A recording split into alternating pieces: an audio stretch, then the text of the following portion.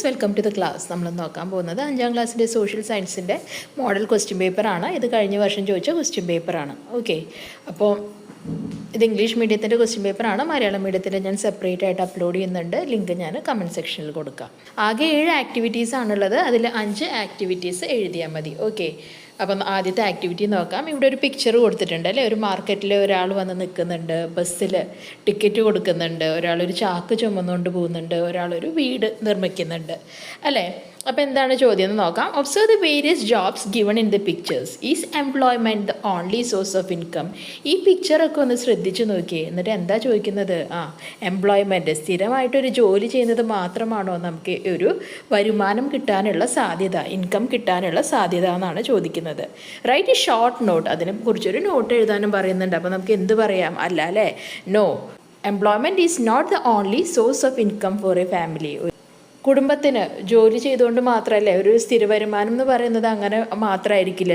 ഇപ്പോൾ അവർ വീടിൻ്റെ മോൾ ഭാഗം റെൻറ്റിന് കൊടുത്തിട്ടുണ്ടാവും, അപ്പോൾ അവർക്ക് റെൻ്റൽ ഇൻകം കിട്ടുന്നുണ്ടാവും. അതുപോലെ തന്നെ ബാങ്കിൽ ഫിക്സഡ് ഡെപ്പോസിറ്റ് ഇട്ടിട്ടുണ്ടെങ്കിൽ അവർക്ക് ഫിക്സഡ് ഡെപ്പോസിറ്റ്സിൽ നിന്ന് പലിശ കിട്ടുന്നുണ്ടാവും അല്ലേ. ഷെയർസിൽ ഇൻവെസ്റ്റ് ചെയ്തിട്ടുണ്ടെങ്കിൽ അതിൽ നിന്ന് പൈസ കിട്ടുന്നുണ്ടാവും, കമ്മീഷൻ കിട്ടുന്നുണ്ടാവും അല്ലേ. പിന്നെ അഗ്രികൾച്ചറൽ ഇൻകം കിട്ടുന്നുണ്ടാവും, ബിസിനസ് ഇൻകം കിട്ടുന്നുണ്ടാവും. അപ്പോൾ എംപ്ലോയ്മെൻറ്റ് ഒരു ജോലി ചെയ്യുന്നത് മാത്രമല്ല എന്ത്, ഒരു സ്ഥിരമായിട്ടുള്ള ഒരു ഇൻകം എന്ന് നമുക്ക് പറയാം. ഓക്കെ, ഇനി list the reason for various economic inequalities that exist in the society. എന്തുകൊണ്ടാണ് പല എക്കണോമിക് ഇനീക്വാലിറ്റീസും സൊസൈറ്റിയിലുള്ളത്? ലാക്ക് ഓഫ് എഡ്യൂക്കേഷൻ ഒരു റീസൺ ആണല്ലേ. പലർക്കും പല കാര്യങ്ങളും അറിയില്ല. Lack of awareness about government programs പലതും ആർക്കും അറിയില്ല. Unequal distribution of income and wealth, എല്ലാവർക്കും ഒരേ രീതിയിലല്ല പൈസ കയ്യിലുള്ളത്.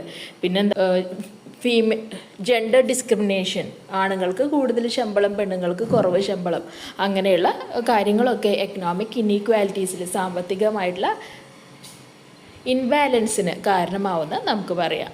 ഇനി അടുത്ത് പറയുന്നത് എന്താണ്? Complete the worksheet related to planets and the characteristics.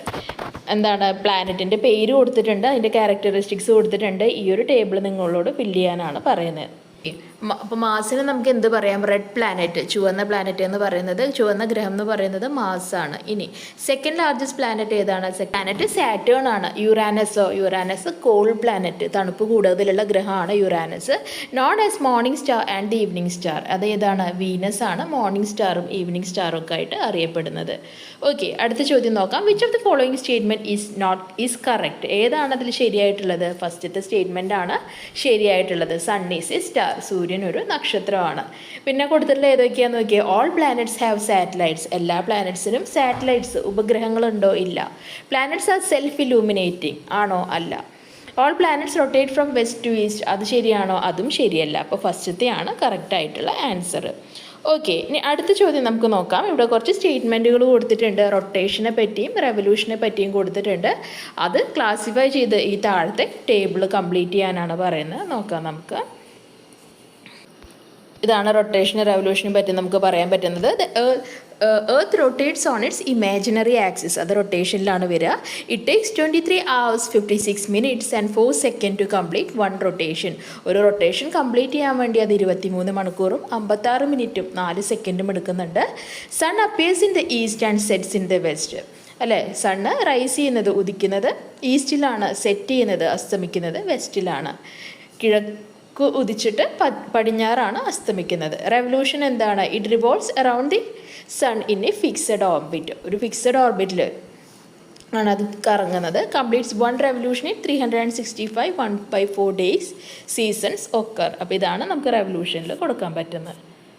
A child living in Kerala watches at night the live telecast of Copa America match taking place in New York, USA during the day. Which moment of the earth is the reason for this? Copa അമേരിക്കയിലെ live telecast match കണ്ടുകൊണ്ടിരിക്കുകയാണ്. ഈ കേരളത്തിലിരുന്ന് രാത്രിയാണ് ആ ഒരു programme, ആ ഒരു match കാണുന്നത്. പക്ഷേ USA ന്യൂയോർക്കിൽ എപ്പോഴാണ് സമയം? ന്യൂയോർക്കിൽ അത് രാവിലെയാണ്. അപ്പോൾ അവിടെ രാവിലെ നടക്കുന്ന മാച്ച് നമ്മൾ കാണുന്നത്, ഇവിടെ ഇരുന്ന് രാത്രിയാണ് നമ്മൾ കാണുന്നത്. എന്തുകൊണ്ടാണ്, എന്ത് റീസൺ കൊണ്ടാണ് ഇങ്ങനെ ഉണ്ടാവുന്നത്? Earth rotation, the spinning of earth on its axis causes day and night differences between location. Earth അതിൻ്റെ അച്ചുതണ്ടിൽ കറങ്ങുന്നത് കാരണം അല്ലേ. ഒരു സ്ഥലത്ത് ഡേ ആകുമ്പോൾ, ഇന്ത്യയിൽ ഡേ ആകുമ്പോൾ അമേരിക്കയിൽ നൈറ്റ് ആയിരിക്കും. ഓക്കെ, അടുത്ത ചോദ്യം വരുന്നത് കംപ്ലീറ്റ് ഡയഗ്രാം ആണ്. അൺറിട്ടൺ ലോസിൽ എന്തൊക്കെ വരും? ലോസ് ഫോർമുലേറ്റഡ് ബൈ ലെജിസ്ലേറ്റീവ് ബോഡീസിൽ എന്തൊക്കെ വരും? അൺറിട്ടൺ ലോസിൽ നമ്മുടെ സോഷ്യൽ നോംസ്, നമ്മളൊരു സൊസൈറ്റിയിൽ ജീവിക്കുമ്പോൾ നമ്മൾ പാലിക്കേണ്ട കാര്യങ്ങളൊക്കെ അൺറിട്ടൺ ലോസിൽ, അതായത് എഴുതപ്പെടാത്ത നിയമത്തിൽ വരുന്നതാണ്. അപ്പോൾ അത് എഴുതാം.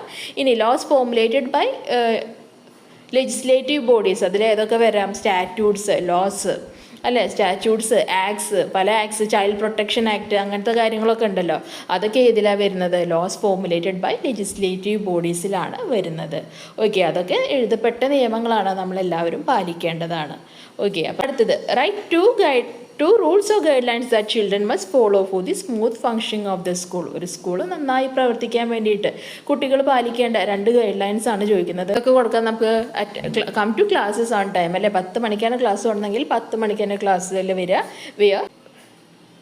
ഫോളോ ദ ഡ്രസ് കോഡ് അല്ലേ, ഡ്രസ് കോഡ് അല്ലെങ്കിൽ യൂണിഫോം, നിങ്ങൾക്ക് ഏത് യൂണിഫോമാണോ പറഞ്ഞിട്ടുള്ളത് കറക്റ്റായിട്ട് ആ യൂണിഫോമിൽ വരിക. Respect the teachers and your classmates, നിങ്ങളുടെ ടീച്ചർമാരെയും അതുപോലെ തന്നെ ക്ലാസ്മേറ്റ്സിനോടും റെസ്പെക്റ്റോടു കൂടി പെരുമാറുക. ഇനി which law is related to child's right? കുട്ടികളുടെ റൈറ്റ്സുമായി ബന്ധപ്പെട്ടിട്ടുള്ള ലോ ഏതാണ്? ആ പേരിൽ തന്നെ ഉണ്ട്, കണ്ടോ, ചൈൽഡ് റൈറ്റ്സ് ആക്ട് എന്ന് കൊടുത്തിട്ടുണ്ട്. അപ്പോൾ അതാണ് എഴുതേണ്ടത്. ഇനി ട്രാഫിക് ലോസ് എന്തിനെ പറ്റിയിട്ടാണ്? നമ്മൾ റോഡിലൂടെ യാത്ര ചെയ്യുമ്പോൾ നമ്മൾ പാലിക്കേണ്ട ലോസാണ് ട്രാഫിക് ലോസിൽ വരുന്നത്. റൈറ്റ് ടു ഇൻഫോർമേഷൻ ആക്ട്, എന്തെങ്കിലും ഒരു കാര്യം നടക്കുന്നുണ്ടെങ്കിൽ അതിനെ പറ്റി നമ്മൾ കൂടുതൽ അറിയാൻ വേണ്ടിയിട്ട് നമുക്കുള്ള റൈറ്റ്സ് ആണ് റൈറ്റ് ടു ഇൻഫോർമേഷൻ ആക്ടിലൊക്കെ വരുന്നത്.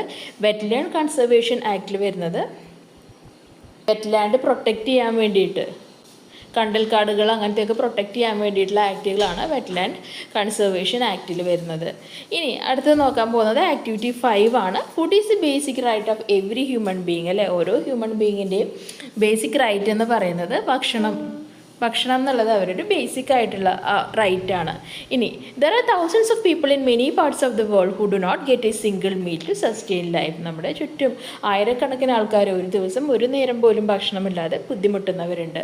അപ്പോൾ അതിന് ബേസ് ചെയ്തിട്ടുള്ള ക്വസ്റ്റ്യൻസ് ആണ് താഴെ കൊടുത്തിട്ടുള്ളത്. Which day is observed as world food day? 12th ആണ് ജൂൺ ഡേ വരുന്നത്. Write a note on the reasons for poverty and starvation. എന്തുകൊണ്ടാണ് ഇങ്ങനെ ഇത്രയും ദാരിദ്ര്യം വരുന്നത്? എന്തുകൊണ്ടാണ് ഈ സ്റ്റാർവേഷൻ, പട്ടിണി വരുന്നത്? അതിൻ്റെ റീസൺസ് ആണ് ചോദിക്കുന്നത്. അപ്പോൾ എന്തൊക്കെ പോവർട്ടിക്ക് കാരണമാവും? ലാക്ക് ഓഫ് എഡ്യൂക്കേഷൻ അല്ലേ. ഈ കുറേ ഉൾപ്രദേശത്തൊക്കെ താമസിക്കുന്ന ആൾക്കാർക്ക് അല്ലെ, ഈ ഗോത്രവർഗ്ഗക്കാർക്കൊക്കെ അവർക്ക് ആവശ്യത്തിന് എഡ്യൂക്കേഷനോ കാര്യങ്ങളോ ഒന്നുമില്ല. അതുകൊണ്ട് തന്നെ അവർക്ക് നല്ല ജോലികൾ കിട്ടുന്നില്ല. Lack of employment opportunities, even പഠിച്ച ആൾക്കാർക്ക് പോലും ജോലികൾ കുറവാണ് അല്ലേ. അങ്ങനെയുള്ള കാര്യങ്ങളൊക്കെ നിങ്ങൾക്ക് എഴുതാം. ഇനി എന്താണ്? Prepare placards for the rally to be organised in school in connection with world food day. World food ഡേയുടെ ഭാഗമായിട്ട് നിങ്ങൾ ഉണ്ടാക്കാൻ പോകുന്ന പ്ലക്കാർഡ്സ് ആണ് പറയുന്നത്. ഇങ്ങനെയുള്ള പ്ലക്കാർഡുകളൊക്കെ ഫുഡ് ഡേയുടെ ഭാഗമായിട്ട് നിങ്ങൾക്ക് ഉണ്ടാക്കാം കേട്ടോ. ഇനി അടുത്ത എന്താണ് നമ്മൾ നോക്കാൻ പോകുന്നത്? ആക്ടിവിറ്റി 6 ആണ്. ഈ കൊടുത്ത സ്റ്റേറ്റ്മെൻറ്റിൽ ഏതാണ് കറക്റ്റ് എന്നാണ് ചോദിക്കുന്നത്. അതിൽ കറക്റ്റ് സ്റ്റേറ്റ്മെൻറ്റ് എന്ന് പറയുന്നത് rivers in Kerala originate from the highlands ആണ്. ഹൈലാൻഡ്സിൽ നിന്നാണ് കേരളയിലെ നദികളൊക്കെ ഉത്ഭവിക്കുന്നത്. ഓക്കെ, അടുത്തത് government schemes to protect water resources and ensure fresh water supply are given below.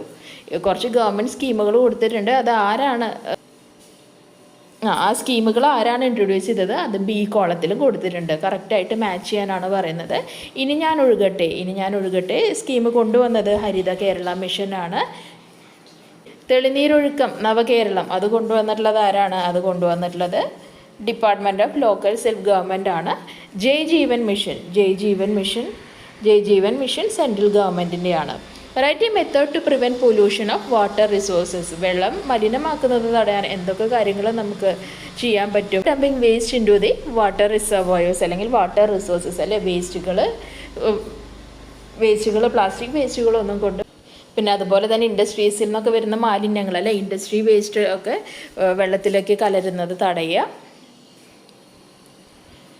ആൾക്കാർക്ക് പ്രോപ്പറായിട്ടുള്ള എന്ത് കൊടുക്കുക? എഡ്യൂക്കേഷനും അവെയർനെസ്സും കൊടുക്കുക, വെള്ളം പ്രൊട്ടക്റ്റ് ചെയ്യാൻ വേണ്ടിയിട്ട്. അപ്പോൾ അങ്ങനെയുള്ള കാര്യങ്ങളൊക്കെ നമുക്ക് വാട്ടർ പൊല്യൂഷൻ പ്രിവെൻറ്റ് ചെയ്യാൻ വേണ്ടി ചെയ്യാം. നെക്സ്റ്റ് എന്താണ്? 7ാമത്തെ ആക്ടിവിറ്റിയാണ് safe and secure childhood is a right of every child. There are several laws and system in place to protect the rights. Main right എന്ന് പറയുന്നത് എന്താണ്? സേഫായിട്ട് സമാധാനത്തോടു കൂടിയുള്ളൊരു ചൈൽഡ്ഹുഡാണ്. കുട്ടിക്കാലമാണ് അല്ലേ. അപ്പോൾ അതിനെ പ്രൊട്ടക്റ്റ് ചെയ്യാൻ വേണ്ടി പല റൈറ്റ്സും നിലവിലുണ്ട്. അപ്പോൾ നിങ്ങളുടെ സ്കൂളിൽ ഒരു വാൾ മാഗസിനെ പ്രിപ്പയർ ചെയ്യാൻ വേണ്ടിയിട്ട് ചൈൽഡ് റൈറ്റ്സിനെ പറ്റി കുറച്ച് കാര്യങ്ങൾ എഴുതാനാണ് പറയുന്നത്. അപ്പോൾ എന്താണ് അവർ റൈറ്റ്, എന്താണ് റൈറ്റ് ടു എഡ്യൂക്കേഷൻ അല്ലേ, അവർക്ക് എഡ്യൂക്കേഷനിലെ റൈറ്റ് ഉണ്ട്. എഡ്യൂക്കേഷൻ കൊടുക്കാം, റൈറ്റ് ഓഫ് ന്യൂട്രീഷൻ അല്ലേ, ന്യൂട്രീഷ്യസ് ഫുഡ് കിട്ടാനുള്ള റൈറ്റ് അവർക്കുണ്ട്. അതുകൊണ്ടാണ് എന്താണ് സ്കൂളുകളിലൊക്കെ ഭക്ഷണം കൊടുക്കുന്നുണ്ടല്ലോ, അതൊക്കെ ന്യൂട്രീഷ്യസ് ഫുഡിൻ്റെ ഭാഗമായിട്ടാണ്. അതുപോലെ തന്നെ ഈ അംഗൻവാടികൾ അതിൽ കൂടെയൊക്കെ ഭക്ഷണം കൊടുക്കുന്നതൊക്കെ ഇതിൻ്റെ ഭാഗമായിട്ടാണ്. പിന്നെന്താണ് റൈറ്റ് എഗെയിൻസ്റ്റ് അബ്യൂസ്, അവരെ പല രീതിയിൽ ചൂഷണം ചെയ്യുന്നുണ്ട്. ആ ചൂഷണത്തിനൊക്കെ എതിരായിട്ട് അവർക്ക് പ്രൊട്ടസ്റ്റ് ചെയ്യാനുള്ള റൈറ്റ് ഉണ്ട്. അതിനെ പ്രൊട്ടക്റ്റ് ചെയ്യാൻ പെടാനുള്ള റൈറ്റ് ഉണ്ട് അല്ലേ. ഓക്കെ, അപ്പോൾ അങ്ങനെയൊക്കെ ചെയ്യുക. നെക്സ്റ്റ് എന്താണ് ആൻറ്റി ചൈൽഡ് ലേബർ ഡേ അല്ലേ, കുട്ടികൾ പണിയെടുക്കുന്നതിന് എതിരായിട്ട് ഉള്ള ഡേ എന്നാണ് അത്, എന്നാണ് നവംബർ 20. ബാലവേലയ്ക്ക് എതിരായിട്ടുള്ള ദിവസം എന്നാണ് അത്, നവംബർ 20th കേട്ടോ. അപ്പോൾ നവംബർ 20th. ഓക്കെ, അപ്പോൾ ഇത്രയാണ് ഈ ഒരു ക്വസ്റ്റ്യൻ പേപ്പറും അതിൻ്റെ ആൻസേഴ്സും വരുന്നത്. ഇഷ്ടപ്പെട്ടാൽ ലൈക്ക് ചെയ്യൂ, സബ്സ്ക്രൈബ് ചെയ്യുക, തീർച്ചയായും നിങ്ങളുടെ ഫ്രണ്ട്സിനും കൂടി ഒന്ന് ഷെയർ ചെയ്ത് കൊടുക്കൂ. താങ്ക്